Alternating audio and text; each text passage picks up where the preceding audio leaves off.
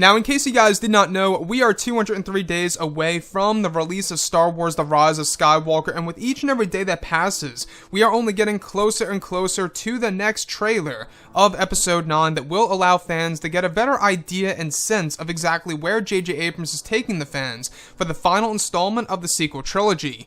This is Mike Zero. If you guys are new to the channel, do make sure to subscribe to see future Star Wars content. So, what's really intriguing about Episode 9, one aspect that a lot of fans are really curious about is, of course, exactly how J.J. Abrams is going to utilize the characters of Kylo Ren and Rey in this story, specifically within the third act of the film. Now, these past couple of weeks or so, we've been learning a whole lot more about this movie, and when it all comes down to one of the concept art descriptions, this is where things begin to get very exciting for Episode 9.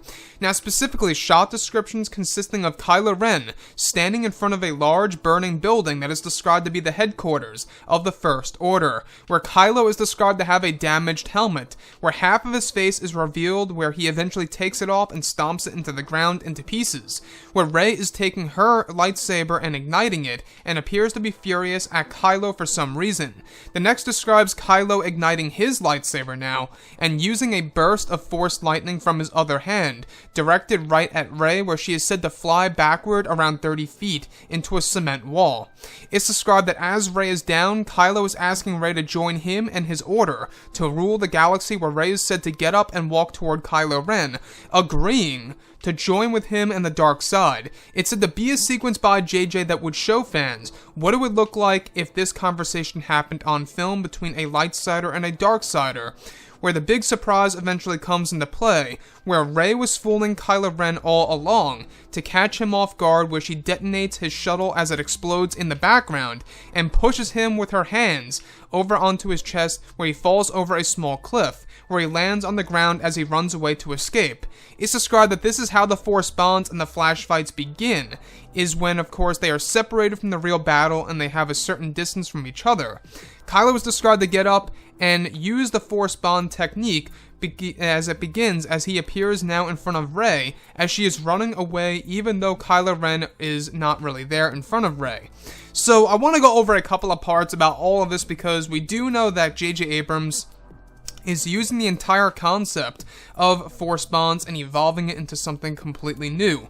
Now, I want to go over the helmet. Now, the helmet, we do know that it's going to make a big return in this movie. A lot of people love Kylo Ren's helmet. In fact, a lot of people would go as far to say that Kylo Ren looks better with the helmet on, and I could totally understand that.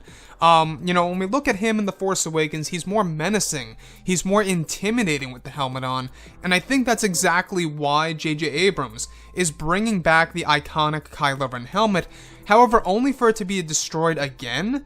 That's the only thing that I'm not quite sure if a lot of fans will have an issue with or not, but to me, I don't have an issue with it. I actually think it's kind of cool that this helmet actually goes through two, different events in the Skywalker saga where it gets destroyed.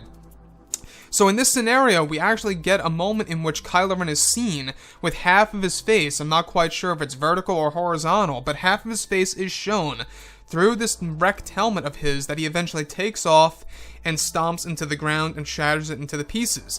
So this is very similar to what we got in The Last Jedi, where he's slamming it against the wall with his hand. Now he's stomping on it with his foot into the ground, and eventually progresses to pretty much, deal with Rey and is trying to lure her to the dark side of the Force. Now, this is where things begin to get very sneaky for Rey. This is something that I would not really expect to be done by Rey, however done by Kylo, where Rey actually makes believe that she's actually agreeing to join the dark side and to join Kylo Ren's new order, where it's said to be a sequence that it's going to trick the audience and trick Kylo Ren as a character that Rey is joining the dark side of the Force, only for it to be a gotcha moment where she detonates his shuttle in the background. She must have, pretty much come up with the plans beforehand and put the bombs on board of his ship and press the detonator that causes it to explode.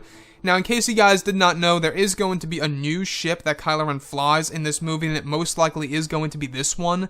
He flies this new shuttle that is described to be a mixture of a TIE silencer and his regular shuttle. It's going to be a very interesting design. It's all going to be colored white, so I cannot wait to see exactly what this looks like on the big screen.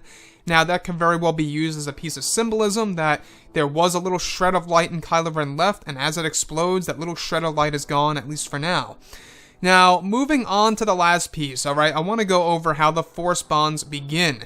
Now, the Force bonds eventually begin where Rey actually shoves Kylo Ren off of a little cliff, nothing too high, nothing that would really, cause a fatality, but he eventually falls off the cliff and falls down on the ground where she runs away. She retreats from Kylo. She's actually running away this time. And she's running away from Kylo Ren, and this is exactly how the Force bonds and the flash fights begin, because they have a certain distance from each other.